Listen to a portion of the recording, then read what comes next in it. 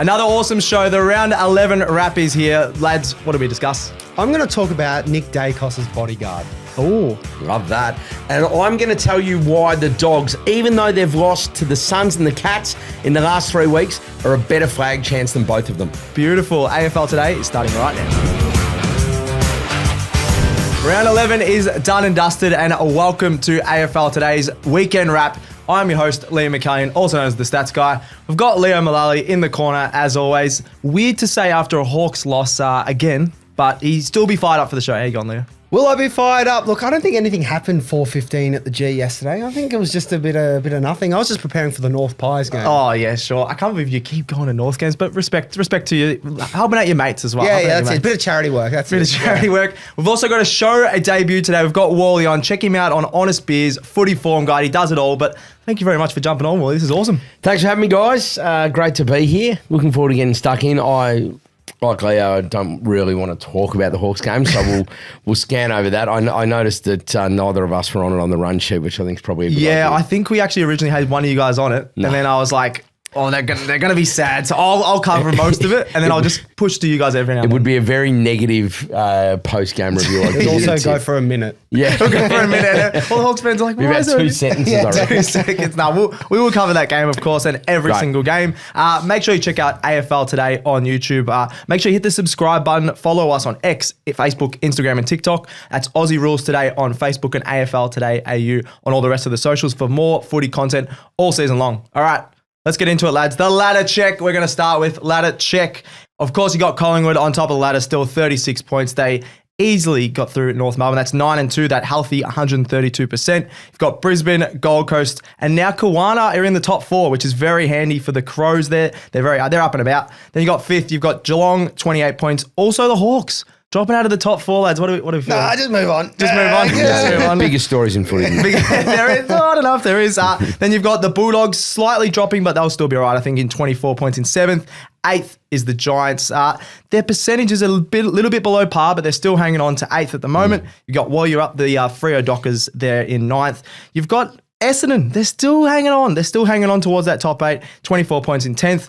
Naarm, the Melbourne Demons, 20 points. And then you've got the rest. This is where it's getting really tricky to make finals. There's a bit of a drop here. So you got Carlton, Sydney, Euro-Yroke, the Saints, Yartapuulti, the Power, all on 16 points. And the percentage around, other than Carlton, is a real worry for these teams trying to make finals. Then you've got Richmond, North Melbourne, and Waalitj, Marawar, all the way down the bottom there. Look, not good for the ones down the bottom, but I think, I said this the other week, I reckon the top 8 is close to being set. Oh my God. I said that. Are you Other kidding than me? Freo.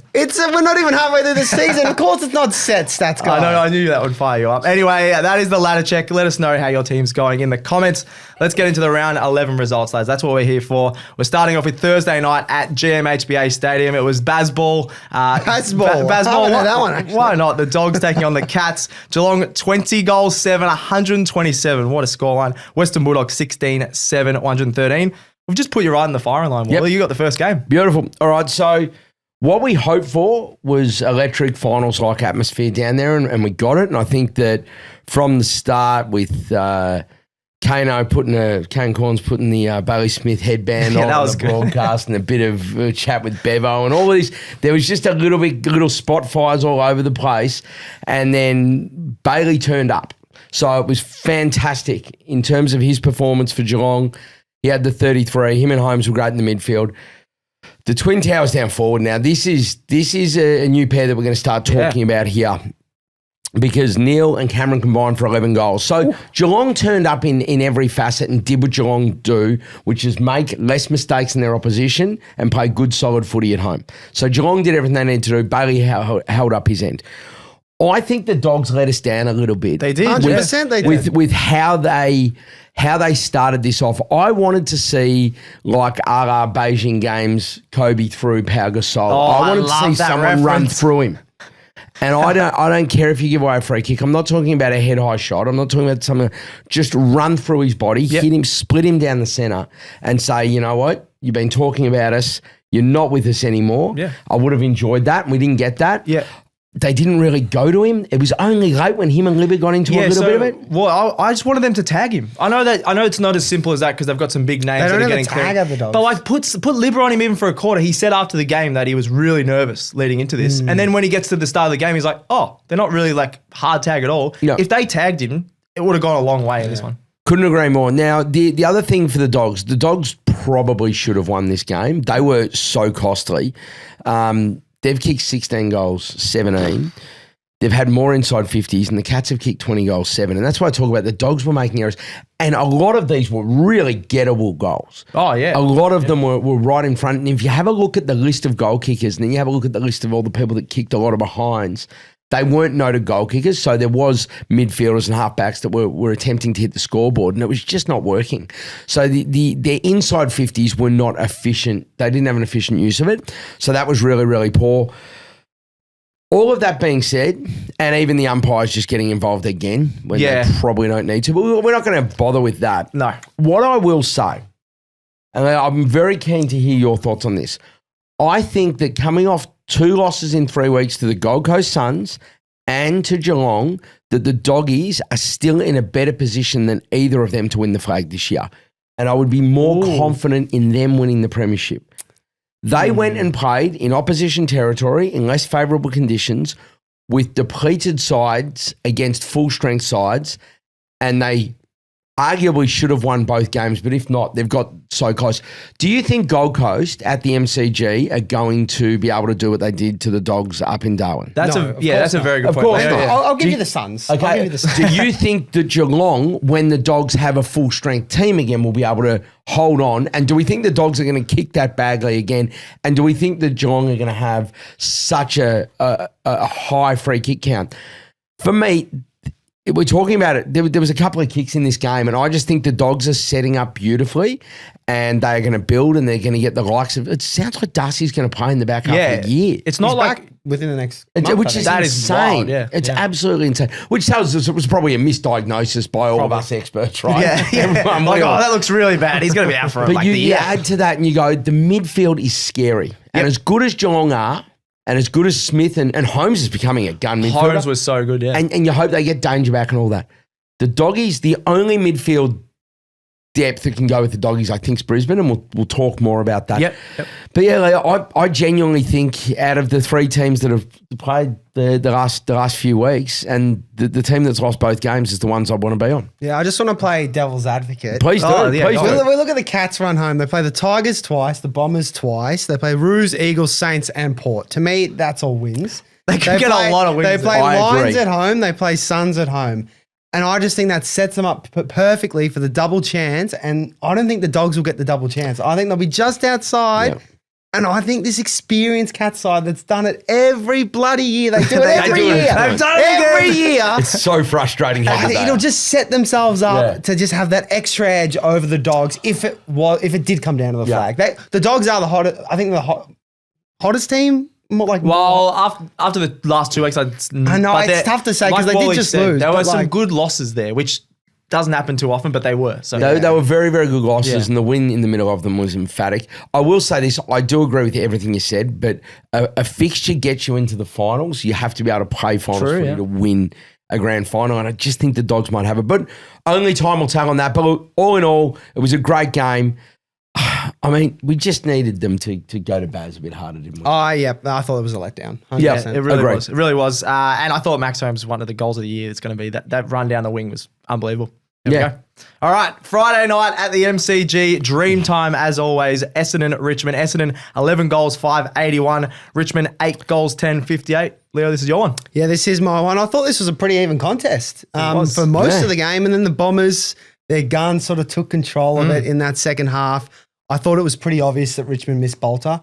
I know he didn't have the greatest game against North, but there were just a couple of balls out the back that led to goals. A few of the goals, young Angus Clark, who I'll touch on, got, I think the opening goal to Nick Martin just got out the back. So they did miss Bolter. Yeah, I you think were it was pretty talking evident. that during the week, actually. Well, the big guys, Lynch and Yeah, Bolter. Lynch and Bolter, it's just, if nothing else structurally, it completely throws them out. They had the bookends that weren't there, a lot of experience and all of that, but they were pretty good. Yeah, I They mean, were good. if you're a Richmond fan, you're leaving that going like, we could have won. Yeah. Genuinely.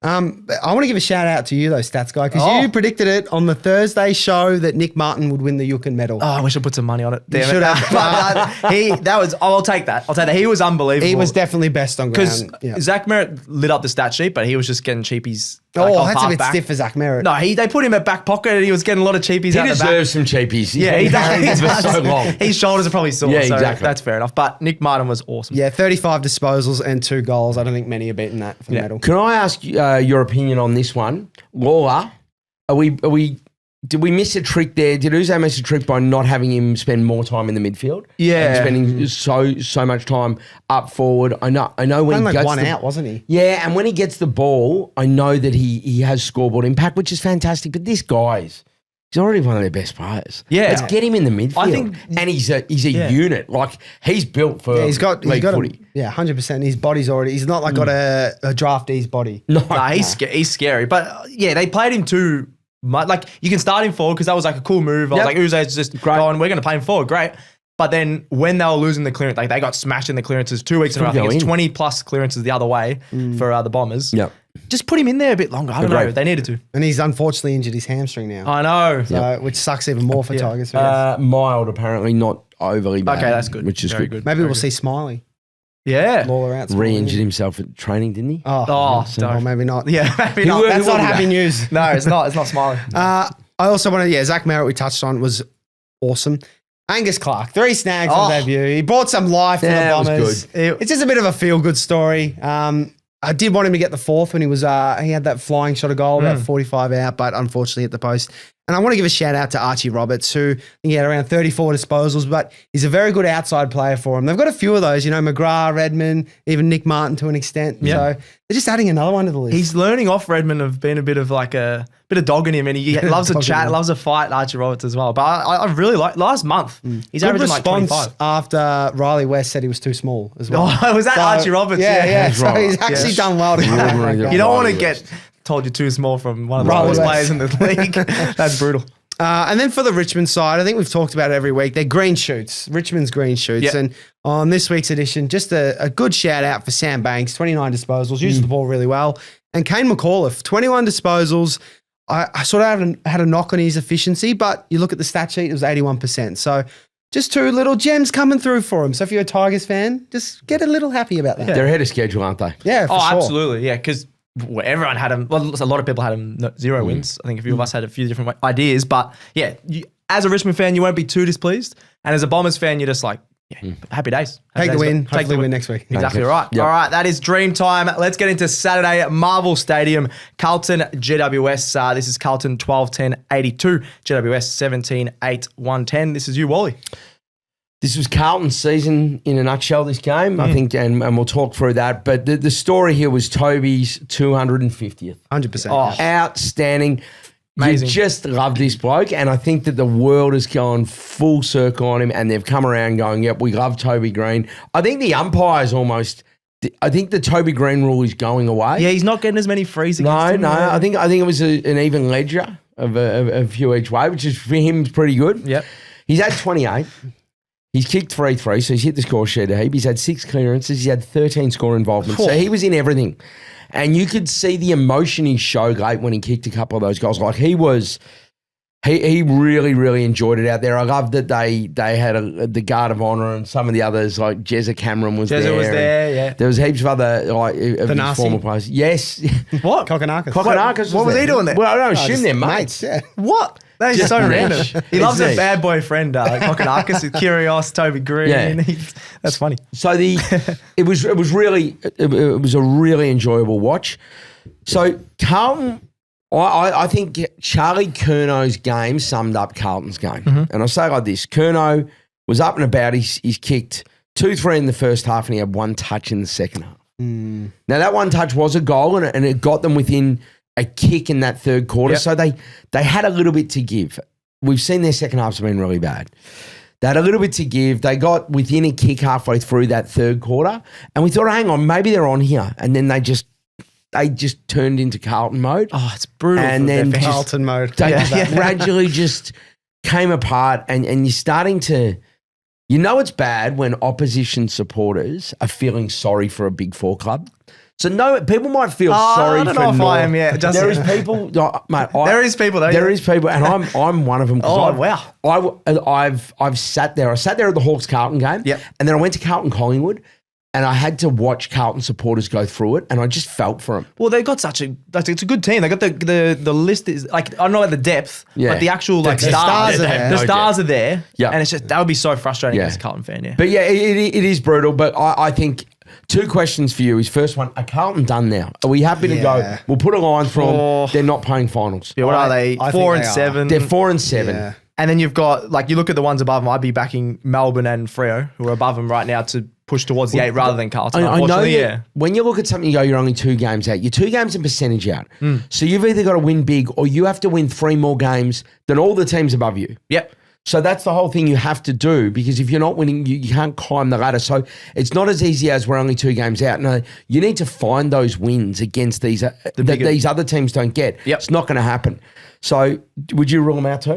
I think so, but they do play North and West Coast again, I believe. Okay. Which are probably So ones they'll they have get their percentage of it. Yeah, true.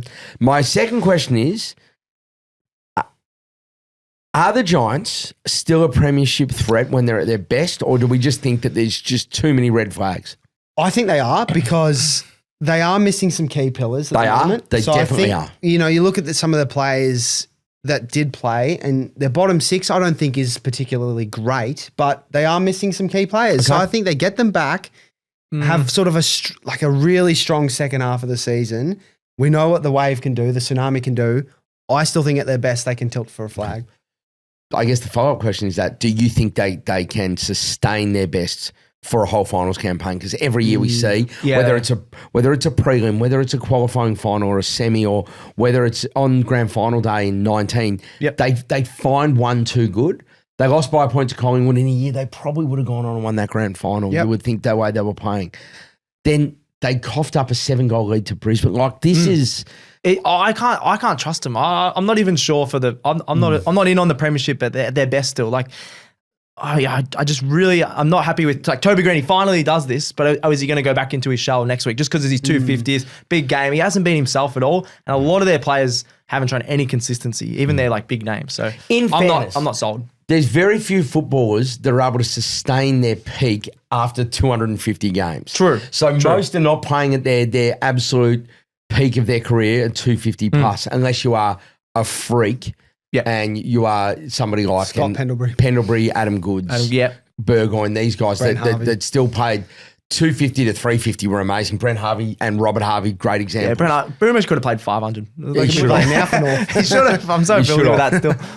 But yeah, good win. They did what they needed to do. They might feature a little bit later. I was pretty impressed with that. Nah, absolutely. All right, Saturday at the MCG. I don't know if these lads on the couch want me to talk about this one. Saturday night at Marvel Stadium. Yeah, let me get to this one. Hawthorn, Brisbane. Hawthorn.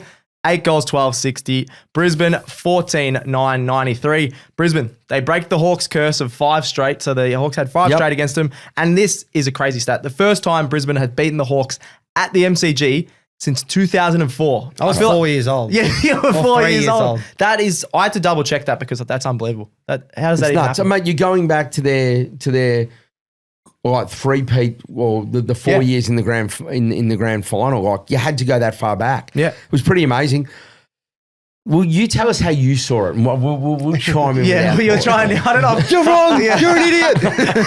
Well, Chucky Cameron I thought was amazing. Obviously, in the third quarter, he had 3 goals in that third quarter. Second quarter. Second quarter. Sorry, 3 goals in about 2 minutes. Yeah, in the 2 minutes. Sorry, second quarter. I've written down that third, but second quarter, he was incredible. He needed that to get going, I reckon. We talked about his form. He's only gone at a goal a game before this game, which is real. But obviously, he's getting a bit older. He'll kick into gear now. But that was the difference. That was where they blew open the game. It was only 30 odd points in the end, mate, and that was the difference. That 100%. I turned to go and get a steak at the bar. I turned back around and I've just said, what happened to the scoreboard? And my mate goes, Cameron's just kicked 3 in about a minute and a half. Yeah, it was extraordinary. It's not what you want. Archie as well. I think one of the most underrated players in the comp. I agree with that. He was so good. 4 goals, 20 disposals. I thought he was incredible. He could do no wrong. I think he set up a lot of goals as well. I thought he was amazing.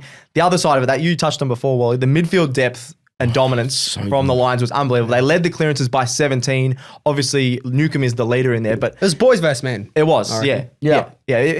They absolutely dominated. Neil was everywhere. They were breaking tackles. Will Dunkley, Ashcroft. McCluggage, the Ashcroft bros. Yeah.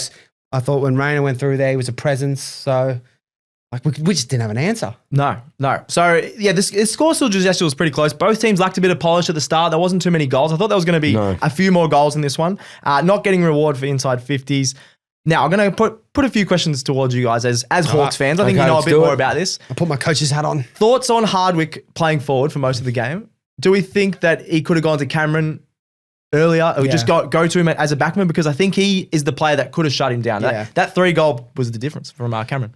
See, for me, it's a game-to-game thing. I think we missed a trick this game because Charlie Cameron is obviously one of the best small forwards. I think he had to play back. But I think when you're playing a side that doesn't have that strong small forward, like, say, in Essendon, Carlton. North Carlton. But did they look at Charlie Cameron's form and go, we don't need to, They possibly? might have done that. But I think it's just one of those things where Charlie Cameron, if he gets going, like, Lions are probably going to win the game. Well, and the other thing was, even if we'd have gone to stop him, it was too late because he just did all his damage in such a quick amount of time.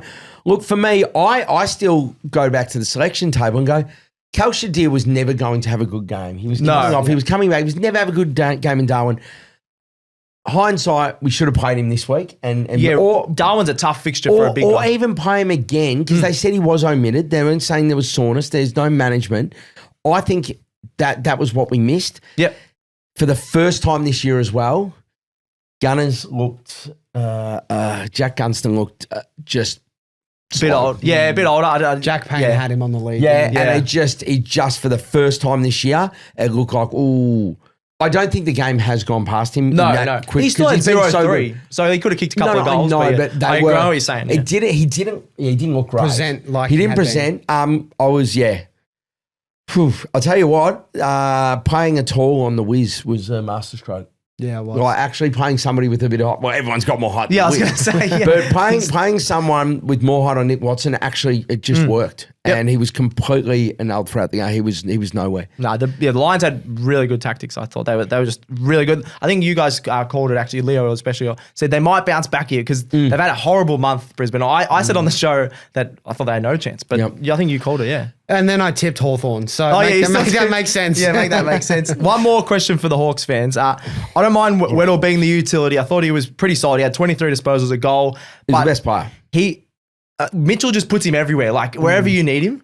Do you guys mind that as a fan, or would you rather him just be in the one position? I'm okay with him playing anywhere because it hasn't really hindered us. I still thought Weddle was our best player, but I still thought he made errors. Yeah. There was that play in the third quarter, running down, taking on Ryan Lester, a couple bounces.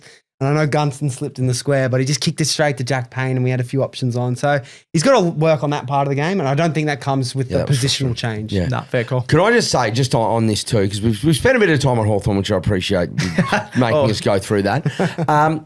Brisbane, though, they, to me, could not have been more impressive. No, I think Brisbane, they have gone, this is how much of a professional outfit they are. They've gone, we've been no good. We know we've been no good. We're going to turn up to the MCG against a team that we haven't beaten in years, at a ground that we haven't beaten them at in 20 years. Our loss against Gold Coast the Hawthorn loss against Gold Coast was good. Yeah, so it was fine. It wasn't like they're coming off. I mean, Brisbane lost to Melbourne, which form is being franked a little bit more, and drew with North Melbourne. So Brisbane coming in a shocking state. They came, they were professional. They kicked 14-9, so they didn't have a huge amount of opportunity, but they made the most of that.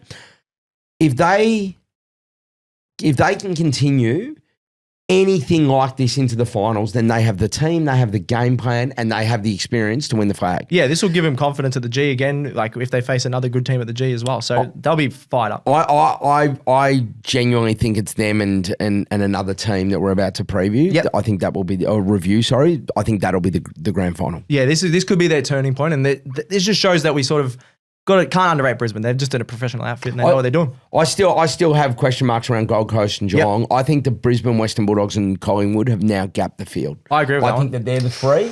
Then I have a gap to Geelong and Gold Coast. Yep. And then we can talk then the rest, yeah. The rest after that. I don't mind that. There you go. Yeah. So Brisbane, awesome win at the MCG. Broke the curse at the MCG. Yep. Now let's get into a break with Stockett. Hey Leo, quick question. Do you know what the ASX means? Do you mean AFLX? No, mate. The ASX, the Australian Stock Exchange. Oh, man, I'm clueless with that stuff. Well, lucky for you, Stockhead is a free website that delivers news to people who want to invest in stocks on the ASX. Damn, that sounds pretty good. Where do I check them out? Check it out via stockhead.com.au, and even your little pea brain could understand that one. Damn. All right, next one here. Saturday night at Marvel Stadium, North Melbourne, 9 goals, 963. Oh, that breaks my heart. Collingwood, 15, 18, 108. Leo, you were at this one. Yep. How'd it go? I go to my weekly North game. Yeah, I don't know why you do this to yourself. Now, look, again, North, they were in this up until three-quarter time. Very even game. I thought there was a clear and deliberate game plan for once for North Melbourne where they wanted, you control the clearance. You always do that, but you actually wanted to play a bit of possession. You wanted to play a bit of keepings off Collingwood, not let them get the ball because as soon as they get it, they're going to pretty much score a goal. Yeah. So I think you killed them in the mark statistic. I just want to pose a question. Do you reckon that tactic, if you do it for long enough, can actually be used against Collingwood if you just keep the ball a bit? Because as soon as it hits the ground, they're all over you. Yeah, some of the better teams can execute it a lot better. So North were trying to go in the middle every time and we just stuffed it up a couple of times towards the end. Whereas if you get the likes of Dogs or Hawks I reckon even use that against the Pies, just a few more kicks that are just hitting the target, it could work. The biggest issue you have against Collingwood is they are so organised and so structured. So you have to be perfect. Because it doesn't matter what 18 are on the field for them. They're just so organised. And that was a great hallmark of their 2010, 2011 team. Super organised. They were stacked with stars, don't get me wrong. But super organised, super well coached. Now, we're seeing that again. I just look at them and go, do you know what they did? North Melbourne played out of their skin. They were really good. Collingwood were held. And then all of a sudden, they just found a way. Floodgates opened. And then they get their 7-goal win. And that's what they do. They get that 40, 45 point win, which is enough percentage against a team like North Melbourne.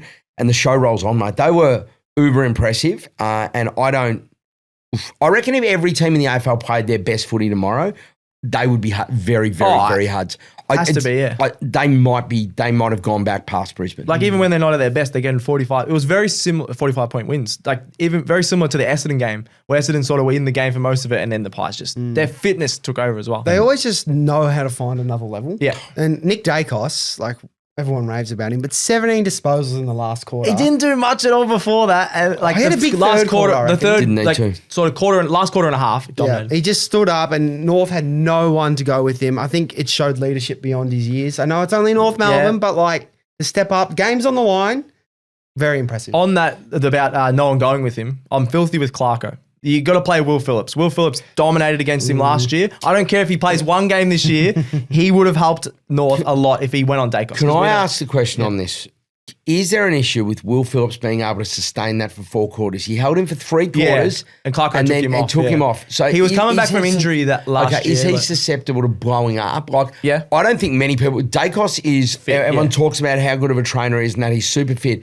He would be very, very hard to go with, I can imagine. His acceleration is insane. It's nuts. I just think that's fine but I agree. Start with that as your plan. Yeah. I just don't we didn't have a plan against, he didn't do that much because I think we held him pretty good. Wardle was on him for a bit, got a few tackles on him and things like that. But we needed to play Will Phillips. I just reckon even if you did play him or had a tag, he still would have gone his bodyguard, Ned Long, would have been like, no, mate, I'm going to escort Nick into the 50 here. How good was Ned Long? He's fantastic. 29 disposals, 14 tackles. Best on for me, yeah. He was at Hawthorn, so we know him. Well, I followed him around. I wanted him to... You followed him around? I followed him around. He stalked him, the streets of Box Hill. Sorry, Ned. Yeah, apologies, Ned.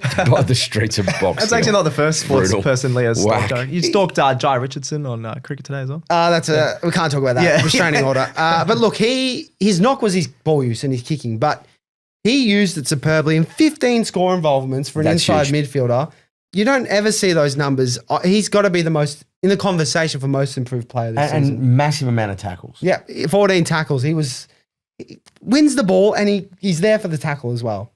Absolutely. Awesome. Absolutely. No, very, very impressive. I'm wrapped for Ned that it's going well. And it's just they've just found another one. Yeah. It's what they do down at Geelong. Collingwood seem to do it as well. They just find these players or they get players in and they get the most out of them. They're not going to be absolute superstars. He's looking like a superstar, but he doesn't need to be that Daicos level. Yeah, he was at Hawthorn. But he might not have. He might not have fit into the system as well. Yeah, I know. So was Josh Kennedy.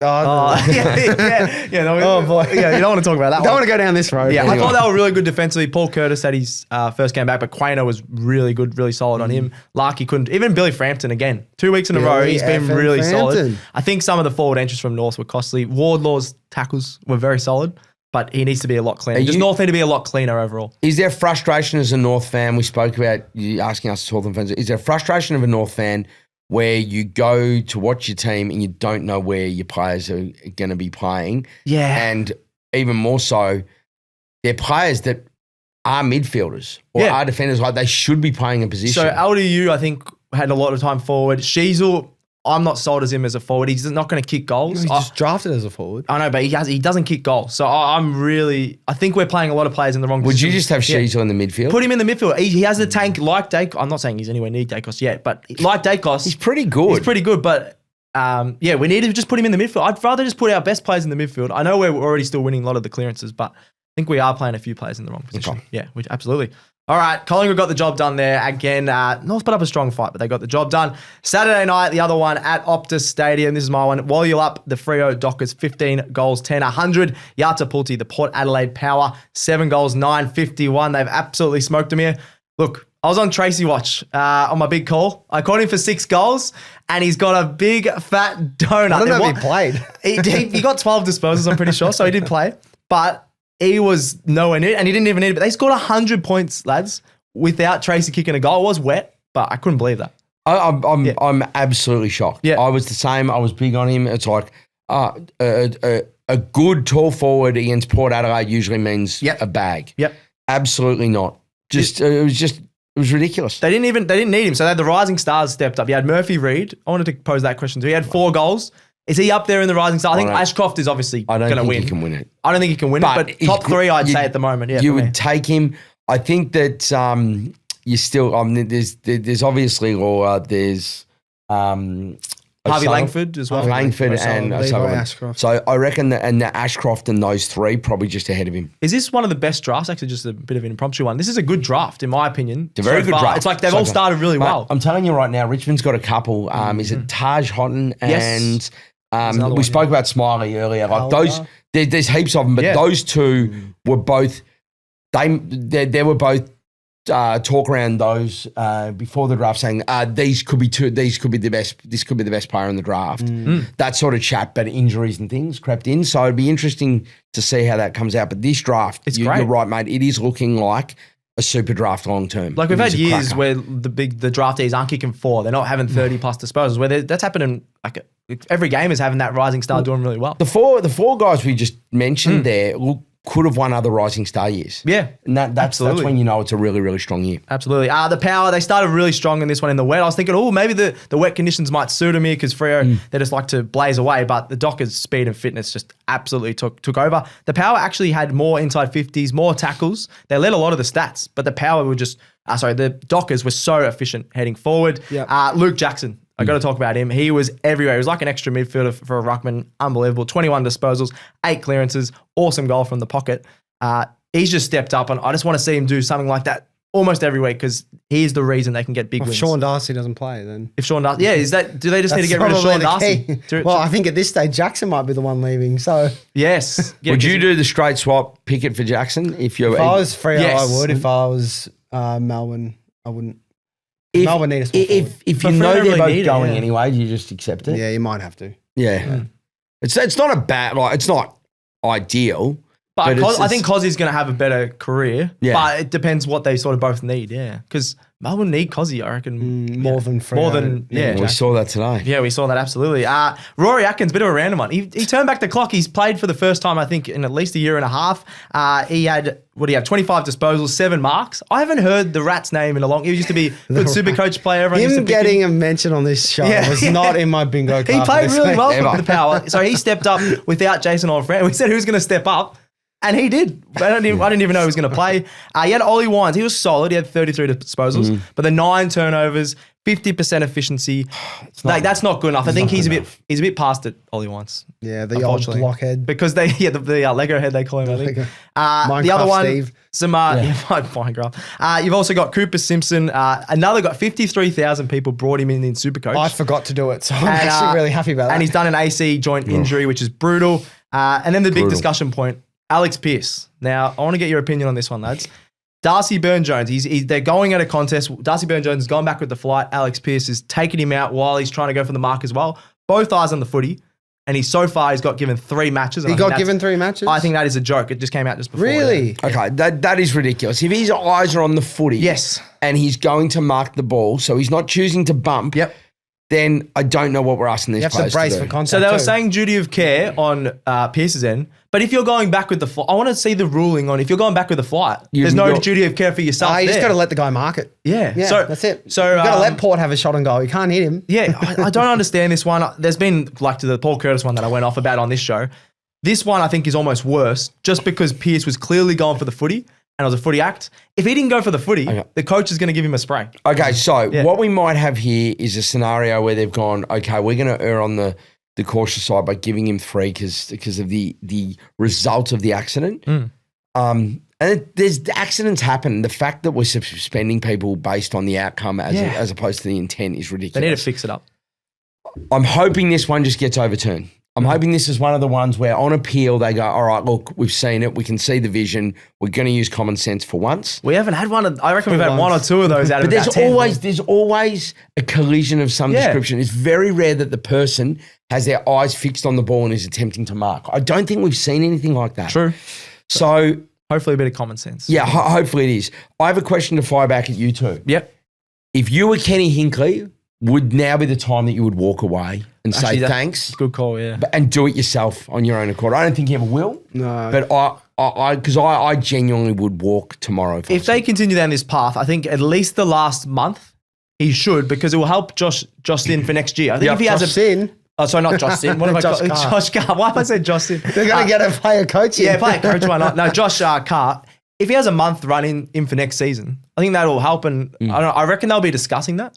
Surely they make the showdown his final game and they'll get up for it because they're not an emotional side. They'll get up for it. What do you think, Wally? No, I don't. I think that the season's gone and they're going to run it into the ground and he's going to leave and it's going to just left a bit of a tainted taste in this. And again, these things do not work. Yeah, they're on track for their lowest. No. They've never worked. They don't work. Nah, fair call. All right, we're going to Sunday. Sunday fun day, as Leo calls it. Adelaide Oval, Kuwarna, the Crows. That's 19 goals, 14, 128. Another huge score from the Crows. Waalitj, Marawar. That's Eagles, 8 goals, 14. Inaccurate again, 62. Leo, this is your one. Bit of cromination for your Sunday afternoon. How long have you been thinking? Second half cromination. Thought of it about 30 seconds ago. 11 goals to 3 in that second half. They just absolutely blitzed them. We talked about the Adelaide forwards. We thought Thriller would have a big game. 2 goals, 3. But it was Rochelle, the Smalls. They did it. 5 goals. He was superb in that second half. And they got a few goals from mids. Dawson with 2, Peatling and Berry. I thought that was the best game Berry's played for Adelaide. He was great in the midfield. He was awesome. And Peatling being one of the recruits of the season. So they chimed in from the midfield. And I also want to give a shout out to Riley O'Brien in the ruck. Rob. He doesn't get a lot of recognition, but he's a role-playing ruckman. And he goal. He towed up Flinny, poor Flinny. And he's had Bailey a tough Williams. few weeks, Flinny. He had a tough few weeks, Flinny. 18 disposals, 45 hitouts, and a goal.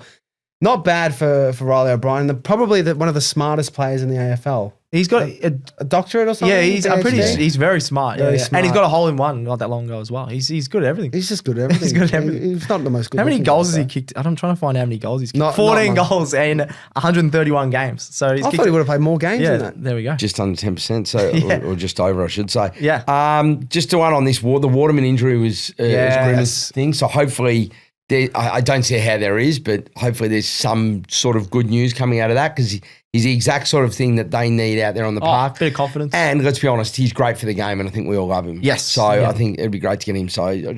But Brockman.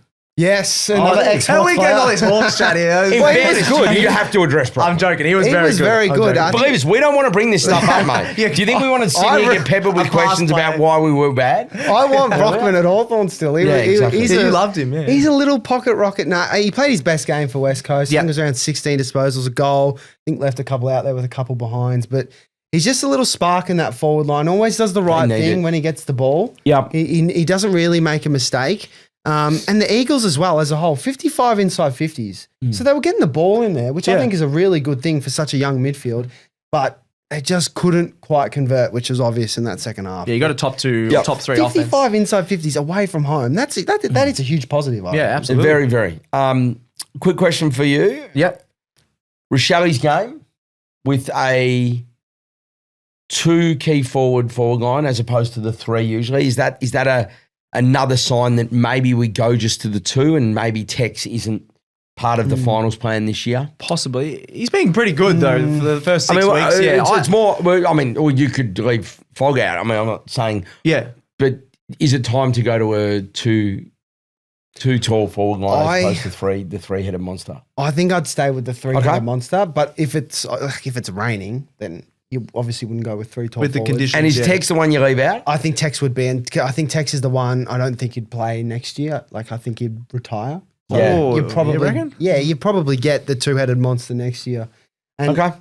Luke Pedlar, your fan favorite. Yes. Which is, I haven't talked about him for at least a Which year. is sort of ancient areas for this show, but he played, and he can play a little bit of a third tall forward. I know he's a bit undersized in that regard, but yeah, they're no short of options down there. Yeah, they've got so many It's a good problem to have. Absolutely. Great win for Kuwarna and the Eagles. Yeah, solid in inside 50s. Just could have got a few more goals there. So that one is a good win by the Crows. All right. Sunday, MCG, Melbourne Demons, Naarm. That is 19 goals, 17, 131 against Sydney. 12 goals, 878. They've absolutely smoked them here. Wally, jeez, what's going on there? Now, this was an interesting game. Both plenty to play for. Both teams that are low on wins, but everyone believes may have a future in the back half of the season. Melbourne's starting to hit their straps now after a great win up in Brizzy. Sydney will get players back in weeks to come. The game started with just poor disposal on both sides, and what happened is Melbourne were the first ones to settle down a little bit and get their efficiency in order in that second quarter. And it was Track, it was Pickett, Oliver applying pressure, Gawn creating opportunities, getting frees, getting shots on goal and creating in that forward 50. All of those things. So their big players really were the ones that got them going, which is so important. What you want. And especially on the other side of the coin in Sydney, where the only 2 players that ever get them going are Heaney and Warner, and they were good without being great. Warner had a good game. Look, Kozzie was the difference. Oh, he's so Very interestingly, with Kozzie Pickett, his averages against the Swans are 8.5 disposals and less than a goal a game. They're usually locking down. So in terms of rankings, the 18th, he performs worse against Sydney than any other team in the competition. Wow. In both of those categories. And he's come out and 24 and kicked 5 goals, 4. He's incredible. I don't know if there's many players in the comp can do that. That's that one. He was the difference. And look, he was super impressive. And then they all got involved.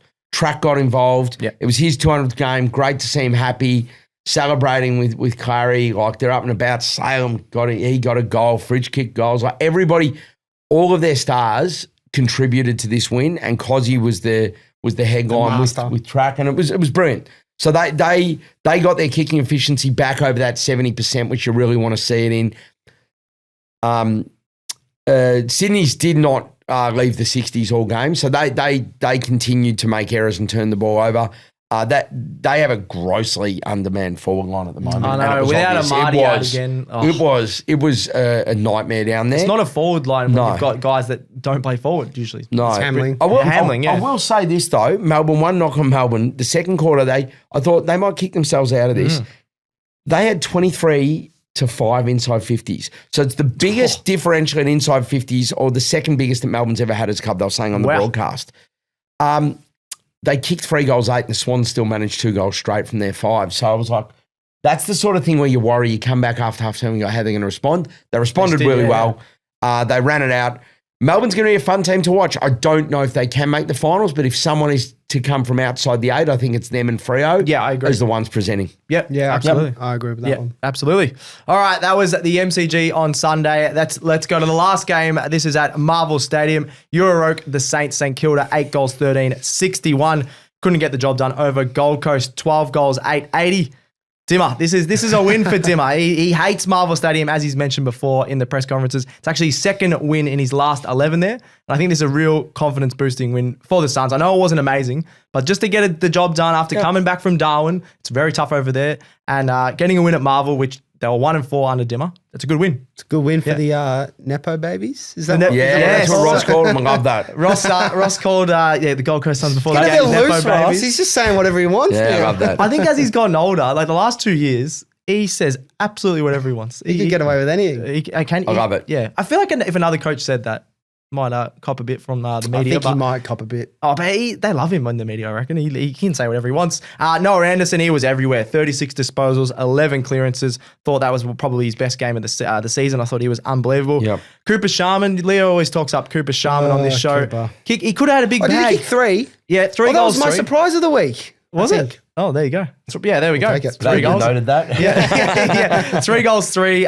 He could have had a big day. That's what's letting down the Saints. There's a few guys that just aren't kicking straight. They actually had they had more scoring shots than Gold Coast at the end of the game. So The third quarter, they just keep blowing chances. Yeah, so the third quarter- They had shots on goal and just kept missing. 1 goal, 6 they kicked in that third quarter, which the Suns, they were really good in the midfield and were dominating that area. But then they get it back on the counter-attack. Nas Wangani and Miller was pretty solid. Sinclair was solid. They were going forward. But then when you kick 1 goal, 6 in the third quarter, the offense isn't firing. Higgins, I don't even think got a goal in the end. No, missed one late. Which is very unlike him. Yeah. I'm not going to blame it on him because he's had a great year. But it's just their forward line. Is that what we're going to rate it down to? Well, it's their forward line, but also like their midfield and defense is just sort of stock standard. So when the Suns are obviously, I think, a classier outfit in those areas. So they're going to have patches of play where they get on top. And when they get on top, they're going to kick goals. So when the Saints do happen to get on top, they can't kick goals because their forward line just isn't working. That's the problem. I think their back line's pretty good. I mean, they got absolutely. They got Wilkie, Sinclair comes out of there, and then you've got Naz as well, who is, if he's not the best halfback flanker, he's up there. He's right up there. Yep. And I think they're really good. You're not wrong there. They still miss King up forward, and even though some people go, oh, maybe he's not the answer, it doesn't matter. They need presence. Him present, and that's going to make Jack Higgins' life a lot easier. Yeah. But then there's others like they give us a game or two, and then they go back into their shell. So I don't know. I thought the Saints were.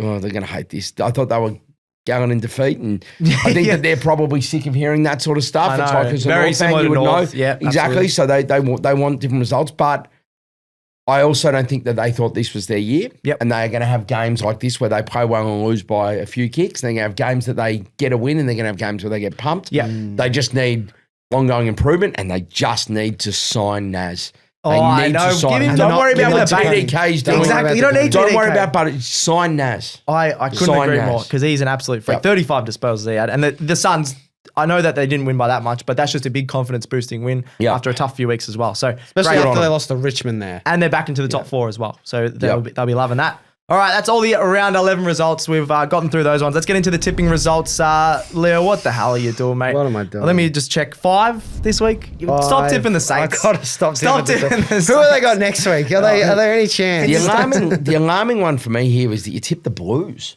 I tipped the Blues as well. What are That's you guys bad. doing? That was the one. At Marvel. I just thought they had it. I could have just said 9 because there's no evidence of what I did tipping. Wally actually got 3. My misses were. I honestly thought Hawthorn would beat Brisbane, and I thought the Dogs would go down and beat the Cats, but Geelong just. That's my fault. Yeah, that's Tipping against Geelong at home is just egg all over my face. That's all good. Stupid. Yeah, so I've got 7. Wally, we're giving 7 as well, and Marcus had 7. I'll take a 7. It wasn't the easiest week, but yeah, stop tipping the Saints have D's at Traeger Park. Lock it in. That's a win. D's. I don't know about that. D's are very solid up there. I think I'm off the Saints forever. Oh, geez. We want to talk about the big call results as well. So I had Josh Tracy for 6. He's got 0. I thought he'd at least kick 3. Yeah. What is going on there? At least hit the scoreboard. Leo's gone Larky and Curtis 7+. I think they combined for 2. I thought that was going to be a goal fest, and no. Marcus was the closest on the big calls. Eagles score less than 45. I think they ended up with 62. 62. Not a great week for the big calls. That's all right. No. We'll bounce back next week. I reckon we'll be all right. So let's get into the last two bits here. Best on ground of the week. We've given this one to Leo. Yes. He's the brains over there, apparently.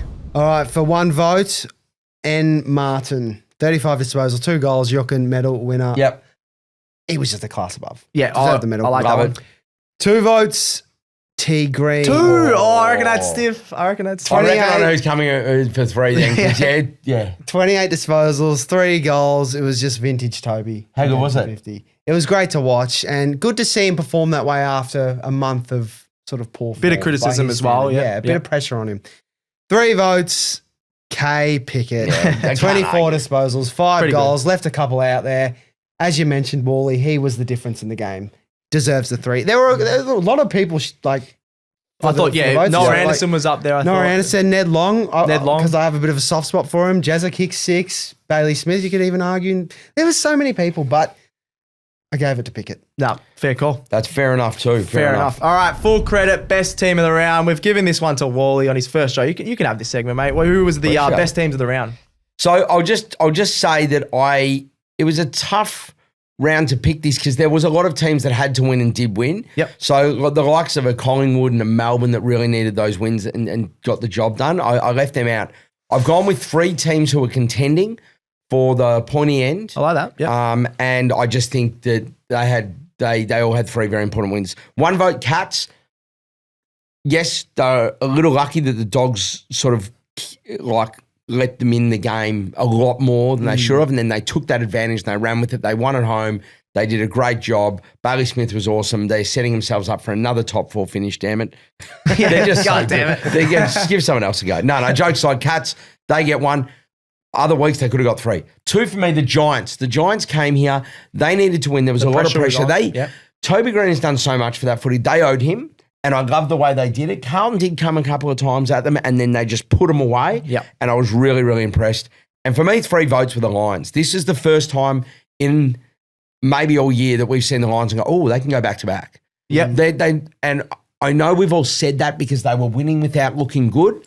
So we're like, oh, the Lions are banking wins. Yeah. They're not looking good. Oh, they can go back to back. No. We saw what they did to a team that's trying to go top 4 themselves and they embarrassed Hawks on the MCG where grand finals are won.